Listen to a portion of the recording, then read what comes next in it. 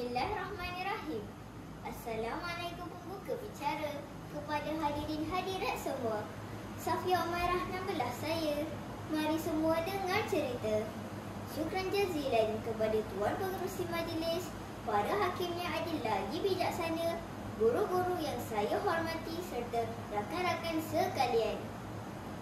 Hijrah itu pengorbanan, hijrah itu perjuangan, hijrah itu persaudaraan, hijrah membentuk perpaduan. Kalau dengar lagu ini, mesti para hadirin dapat meneka apa tajuk cerita saya. Ya, betul. Cerita saya adalah kisah hijrah Rasulullah SAW yang kita kasihi dari kota Mekah ke kota Madinah.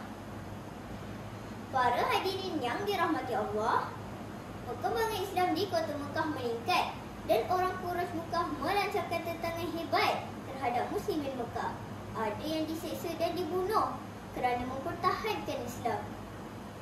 Oleh kerana keadaan yang begitu mencabar, mereka telah diarahkan oleh Rasulullah SAW supaya berhijrah ke Madinah atas perintah Allah. Lalu berhijrahlah muslimin Mekah ke Madinah. Namun begitu, Rasulullah masih lagi berada di Mekah menunggu perintah Allah supaya berhijrah bersama-sama beberapa orang sahabat baginda, iaitu Sayyidina Ali dan Sayyidina Abu Bakar. Sabda Rasulullah SAW, Allah telah mengizinkan berhijrah dan meninggalkan Mekah. Di sini dapat kita lihat bahawa Rasulullah SAW tidak berhijrah selagi belum mendapat keizinan daripada Allah. Adakah kita biasa mengamalkan meminta izin sebelum melakukan sesuatu? Kita sebagai anak maupun pelajar, mari kita sama-sama mengamalkan amalan meminta izin dan restu daripada ibu bapa dan guru-guru sebelum melakukan sesuatu agar amalan kita itu mendapat restu dan rahmat serta keberkatan daripada Allah. Para hadirin yang dikasihi Allah, hijrah bukanlah suatu perkara yang berlaku secara tidak sengaja, tetapi segala-galanya telah dirancang dan ditentukan oleh Allah Azza wa Jalla. Sebab itulah perjalanan baginda bersama Sayyidina Abu Bakar tetap berjalan dengan lancar walaupun banyak rintangannya. Pada malam sebelum baginda bertolak, orang kafir Quraisy mengepung rumahnya dan baginda mengetahuinya, lalu memerintahkan Sayyidina Ali supaya tidur di tempat baginda. Waktu itulah Allah Maha Berkuasa telah menghalang pandangan orang musyrikin dan baginda dapat meloloskan diri. Baginda bersembunyi di Gua Sur selama beberapa hari hingga keadaan menjadi reda. Barulah baginda meneruskan perjalanannya ke Madinah, maka dengan perancangan yang teliti dan sertakan dengan pertolongan daripada Allah, terselamatlah baginda dari ancaman kaum musyrikin Quraisy seperti firman Allah dalam surah Al-Anfal ayat 30 yang berbunyi, wa idh yamkuru bikal ladzina kafaru liyuthbituka aw yaqtuluka aw yukhrijuk wa yamkuruna wa yamkurullah wallahu khairul makirin. Maksudnya, dan ingatlah ketika orang kafir memikirkan tipu daya terhadapmu Muhammad untuk menangkap dan memenjarakanmu atau membunuhmu atau mengusirmu. Mereka membuat tipu daya dan Allah menggagalkan tipu daya itu. Dan Allah sebaik-baik pembalas tipu daya. Subhanallah, Allah Maha Berkuasa. Peristiwa itu tadi mengajar kita untuk sentiasa membuat perancangan dan persediaan yang teliti untuk mencapai kejayaan yang cemerlang. Seperti pepatah Arab yang mengatakan man jadda wajadda. Sesiapa yang berusaha, dia akan berjaya. Para hadirin yang dirahmati Allah, Rasulullah SAW bersama Sayyidina Abu Bakar sempat singgah di Quba dan berhenti berehat di tempat Bani Amr bin Auf selama 10 hari. Di sinilah baginda sempat menyiapkan sebuah masjid yang merupakan masjid pertama dibina di dalam Islam, iaitu Masjid Quba. Dalam firman Allah dalam surah At-Taubah ayat 108,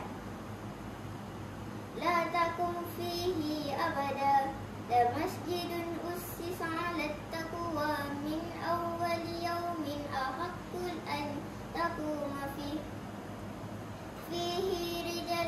tuhibbuna an yatahharu wallahu yuhibbul mutahharin. Artinya, janganlah kamu bersembahyang di dalam masjid itu selama-lamanya. Sesungguhnya masjid yang didirikan atas dasar takwa, Masjid Quba, sejak hari pertama adalah lebih patut kamu solat di dalamnya. Setelah itu, baginda meneruskan perjalanan menuju ke Madinah. Setelah mengetahui berita kedatangan Rasulullah SAW, maka penduduk Madinah bersiap sedia menyambut ketibaan baginda. Apabila tiba di Madinah, baginda disambut dengan penuh kegembiraan. Mereka mengucapkan Allahu Akbar, Allahu Akbar, Rasulullah telah tiba, dan menyanyi kegembiraan. Talahal badru alaina min saniyatil wada wajaba syukuru alaina mada'a lillahi da. Baginda SAW pun membeli tanah daripada wakil kedua anak yatim, lalu mendirikan masjid di atas tanah tersebut yang dikenali sebagai Masjid Nabawi. Begitulah para hadirin, walau di mana juga baginda berada, pasti baginda SAW akan mendirikan masjid sebagai tempat untuk baginda menyebarkan Islam. Baginda sentiasa meletakkan Islam pada martabat yang tinggi, berbeza dengan kita pada hari ini. Walaupun masjid terbina dengan banyaknya, masih ada yang lupa pada ajaran Islam. Ayo para hadirin, mari kita jadikan Islam sebagai perkara yang penting di dalam hidup kita sebagaimana Rasulullah SAW. Para hadirin yang dihormati, setelah sampai di Madinah, baginda SAW memulakan dakwah dan mempersaudarakan kaum muhajirin dengan Ansar. Baginda bersabda yang bermaksud, bersaudaralah kamu sekalian di jalan Allah seperti saudara kandung. Masya Allah, betapa indahnya persaudaraan umat Islam pada ketika itu. Berbeza keadaannya pada kita hari ini. Bersaudara tetapi ada kalanya tidak mengenali antara satu sama lain. Jadi, sebagai umat Islam, kita mestilah sentiasa hormat menghormati dan tolong menolong serta kasih mengasihani antara satu sama lain supaya wujud satu masyarakat yang aman dan harmoni. Ada akal, ada fikiran, ada pangkal, ada penghujung.